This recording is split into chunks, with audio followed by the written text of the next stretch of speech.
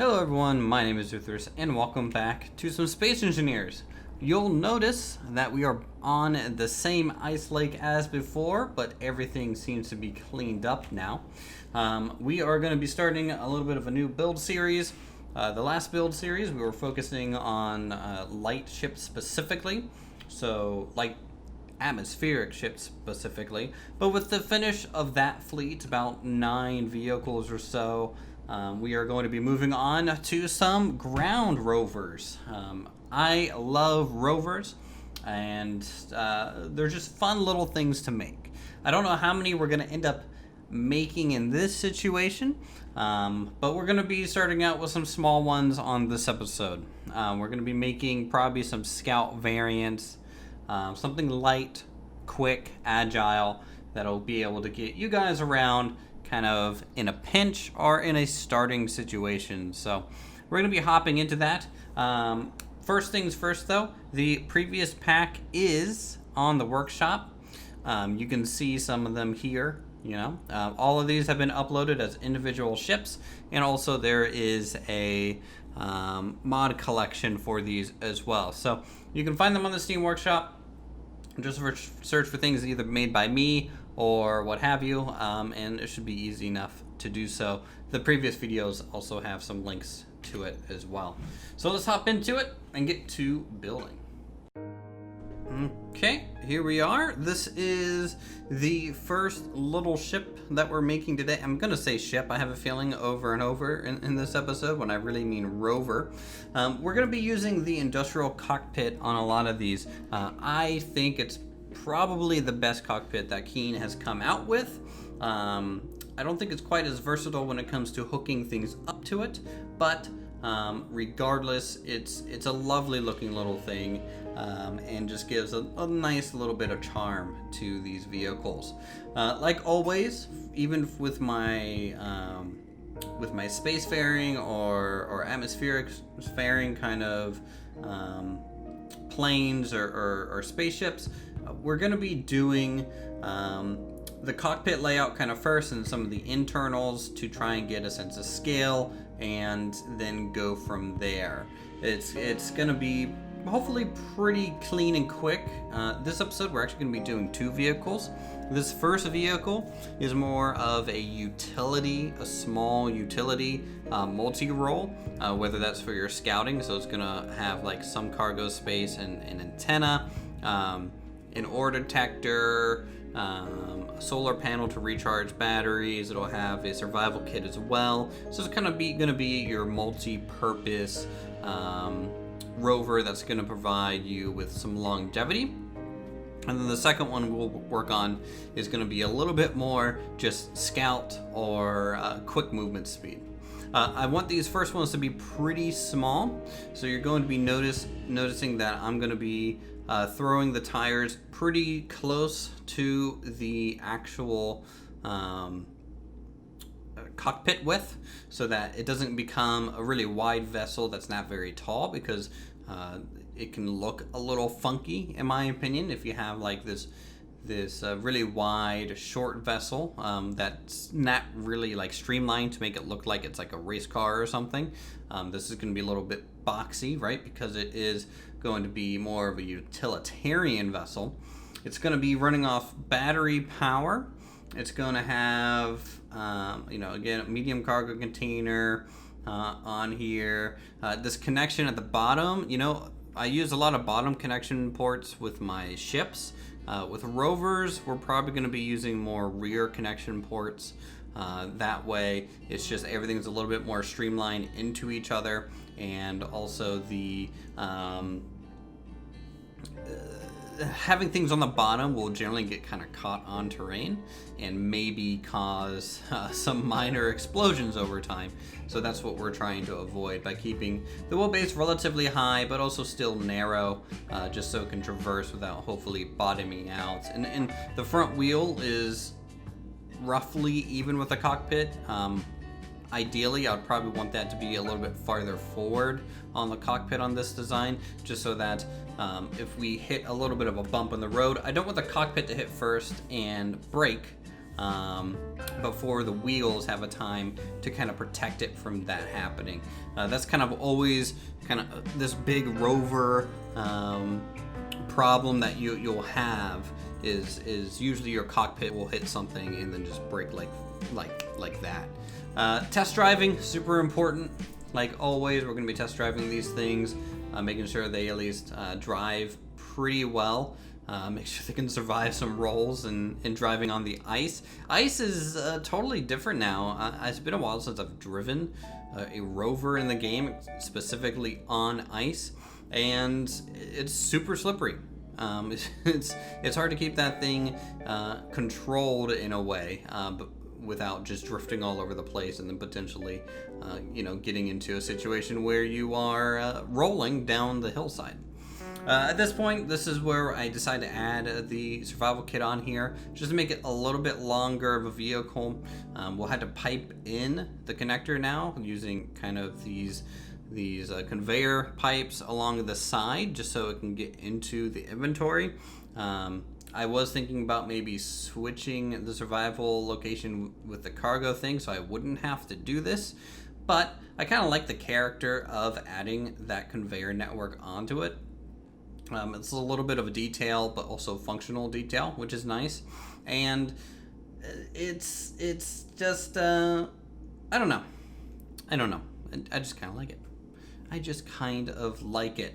We're going to be adding an additional set of wheels, though, just to make it a little bit more stable, especially on the back end. So it'll be a 6-wheeled vehicle.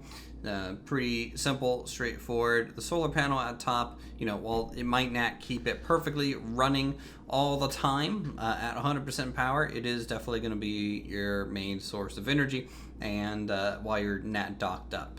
The left side, we're going to have an ore detector. The right side, we're going to have a little bit of an antenna. The front bumper kind of coming out over the wheelbase looks pretty cool. I like the industrial look to that. We'll add some small lights for headlights and even some small lights in the rear for some brake lights. I was thinking about putting them up top, kind of attached up here to do like an overhead light look, but decided against it.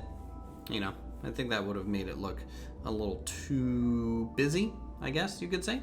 Yeah, just too busy. Lightly armored, quick thrown together kind of vessel. The wheels in the back are very close together, and I only want the front wheel to turn, and so it's just gonna behave like a standard rover on here, doing a whole bunch of donuts in the ice, whether you want to lower the speed limit to maintain control or increase your friction so that you get more traction, but again, increasing your chance to just roll the vehicle. You want to group the wheels and make sure they're all set pretty much the same.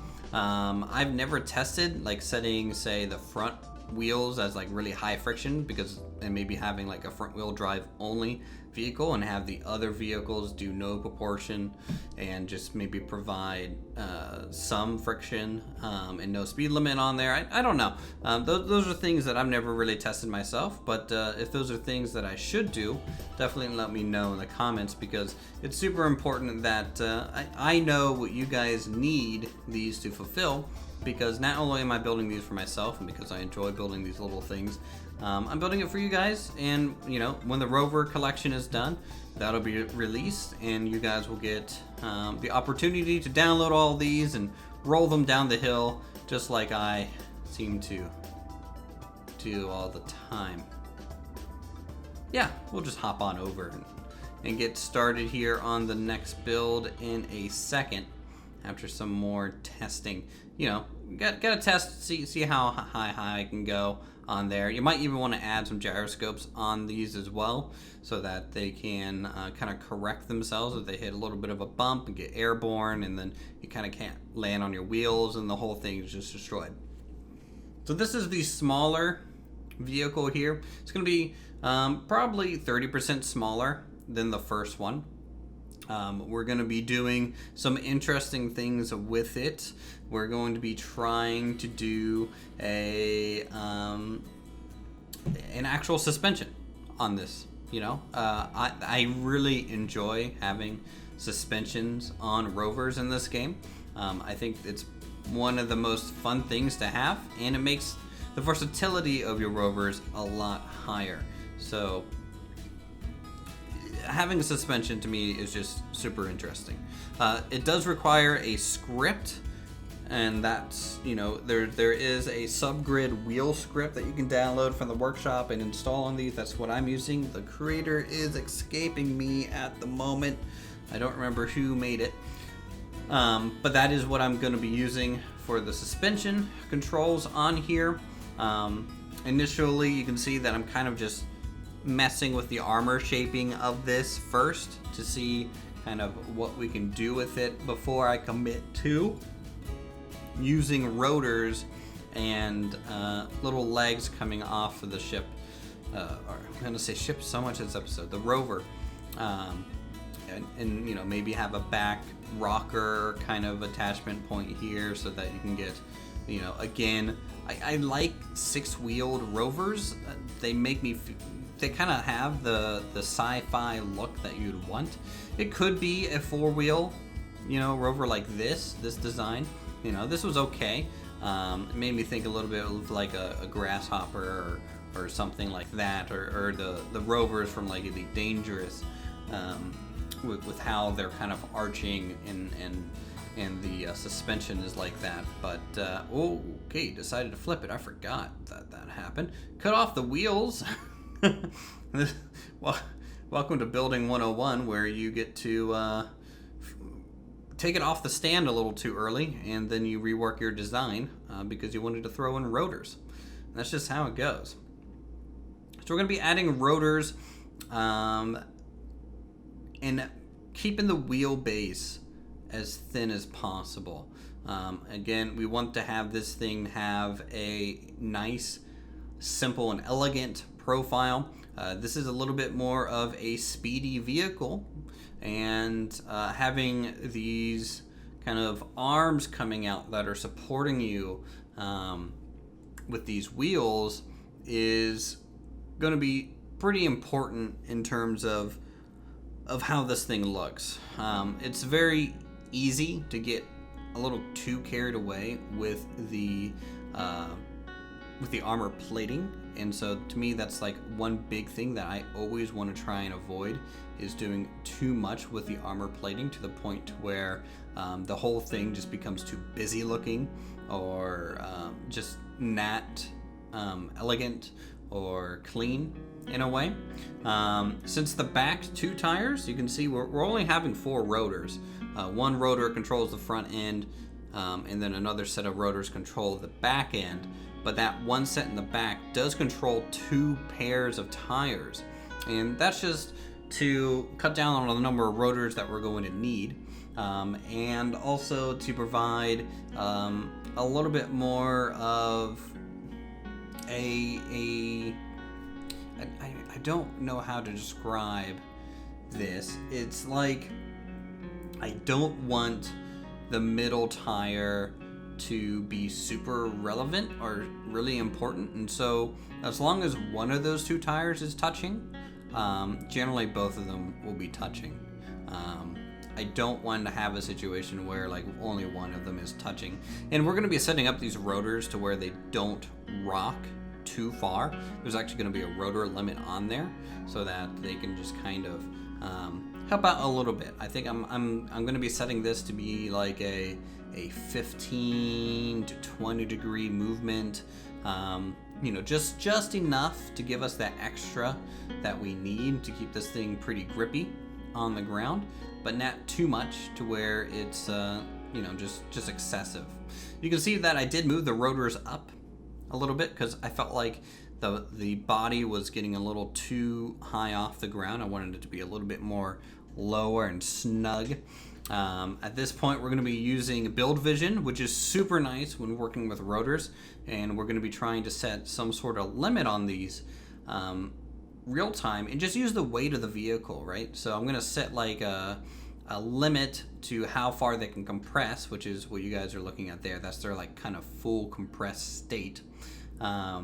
And then we will have another limit that will basically be the that 20 degrees upper limit to where how far the wheels can flex down. And the way you can test that is you can just flip the velocity, and you can see me testing it here to see, what's the upper limit look like, what's the lower limit look like, and then you turn off the velocity, and then it's just gonna naturally grab.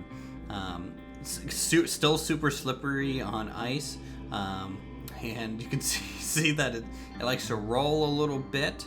I think that has to do a lot with how you set up the rotors. Maybe I think on that one the front wheels got a little too compressed in the bottom, and we bottomed out, and I lost the cockpit, so that's a big issue that's fixed now. But you find these things out during testing. The fog rolling in with the new weather update here. This thing got struck by lightning when I was building it, by the way, so I turned off weather pretty quickly after that. You can see it has like this nice little look, and when we look at it in real time here in just a second, you guys will be able to see kind of how much more agile this one just looks compared to the other one, just from its overall silhouette and that suspension that it has going for it. I feel like it was super successful in that regard until you bottom out into a cliff. Here you can see I'm changing that limit from a 20 degrees to be more of a like 10 degrees variance there, just so that it can stay a little bit more above, and that fixed it. I didn't bottom out anymore after tinkering with that. All right, here we are. This is in game, how everything looks real time. You can see I copied over our landing pad from the previous map, and also a vessel just for size comparison's sake. This is our parachute drop pod kind of vehicle here. And these are the two rovers. It's funny how much smaller they end up kind of being over aircraft, but that's just the way it is a lot of the time.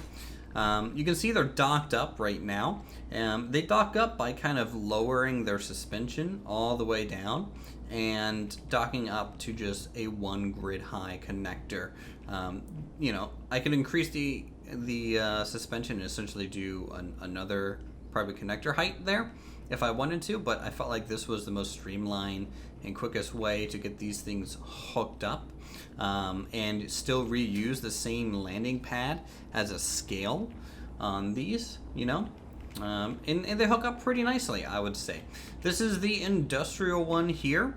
You can see painted it nice yellow and black, just like our other kind of more industrial utilitarian ships that we had on the previous series of vessels, and I think it turned out pretty good. I don't have names for these ones yet, so if you guys have names, definitely let me know. It's got some headlights. It's got no like blinking lights or anything like that. I should probably color the brake lights. That would be cool.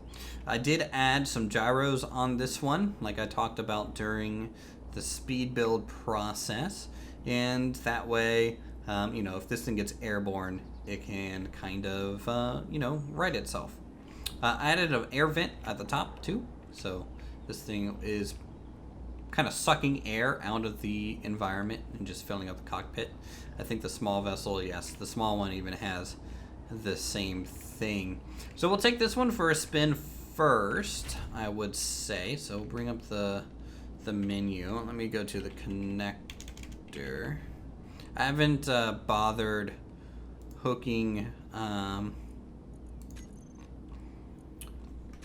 up a lot of the grids and things, so we'll have to do this a little bit manually. There we go, and let's do, where is height offset? Right? Alright, there we go. Bring the height offset completely up, and you can see we can clear that connector right there that a ship could be using. So, these little parking pads could be used in a multiple kind of scenario, right? Because a ship or a plane could link up with that. So it drives around decently well, I would say. It's not overly great on ice, but this is you know, just your first kind of scout ship in a way, and will handle pretty nicely, I would think, in your journeys across the environment. Now, unlike the other kind of more sportier one, this one does not have that kind of suspension, so it's not as versatile in terms of the terrain it can navigate. But again, you know, it has that solar panel. This is more for a medium to long range mission, I would say. You know, something that's going to take a little bit more time.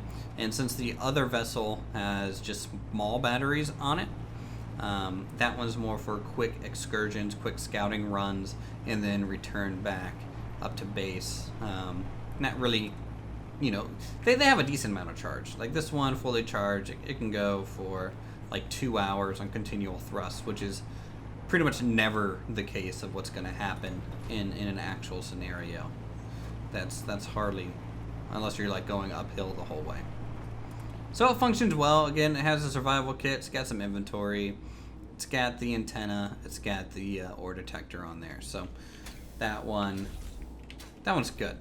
I like it. It's nice and simple. I like the bumper on the front. It also has a nice little bumper on the back. You know, just a little bit on here, just enough to kind of get it away from the brake lights. So here's the other small one. We could call this a scarab if we wanted to. This is the one that uses the rotors, as you can see here, to kind of hinge on and create a little bit more of a suspension feel on it. You can see this one also has a little bit more of a thinner profile. It's not as bulky of a ship. I actually really like it. It's pretty adorable. The front little bumper on here just to protect the cockpit from bottoming out as well. It looks pretty cool. So we'll go up to the connector. We'll do the same thing, right? And so we'll just unlock this. We'll go to wheels, and you will change the height offset back to max. So we're at max height there. And we can just roll on out of here. Again, we are using the subgrid wheel script to allow us to control wheels with WSA&D just like normal. And that just uses a simple script that's running on here to take inputs and applying them to the wheels to provide proportion and turning and all that lovely stuff. So you can see the suspension is working a little bit. So we'll go over, you know, some bumpier terrain. You can see it there, how it kind of functions, and make sure you have all the grip that you need when you're going over this kind of rougher terrain. And it just looks cool. I really love watching the suspensions flex and things. You know, it makes me feel like I'm playing either Mud Run or Snow Run or Spin Tires, you know, those type of games, and having a good time with it. This one, super simple, just has that cargo container, batteries, and a connector. You know, it does have a antenna just for that extra utility on it, but it does not have an ore detector. You could put one on here, easy enough. It's got a nice blue and white kind of two-tone paint job with a gray undertone as well. So I think that's pretty clean looking.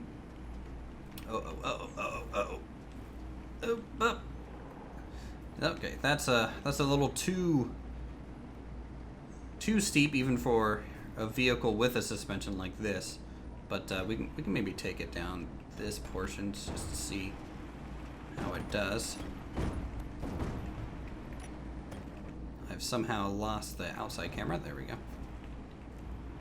And with the extra gyros, you can kind of wiggle your way out of those tight situations. So it's a little bit of a rock crawler. It does pretty well. You can also use the gyros to actually just turn the vessel too, and you can even do some jumps. You know, you can just kind of pull up with it and then ollie. So pretty versatile. Definitely a little quick. Not as much battery. This one can really only do about 50 minutes to an hour at full throttle. You can see the front took a little bit of damage, but that's why it's there. That is why that thing is there for us. And it functions well. definitely, I like this one. This one was a fun little one to make, and that's kind of why I made two. I made the first one and thought, you know what, let's go ahead and do a second one and make this a double kind of build, because I don't know, I just had fun with it. If you guys enjoyed these, definitely feel free to subscribe for more creative goodness such as this. Hit that like button. Leave a comment down below on what you guys think, and if you think these will be useful for you and what you have built yourself in Space Engineers. I'm definitely curious. Until then, let's see what we build next, and I'll see you all in the next video.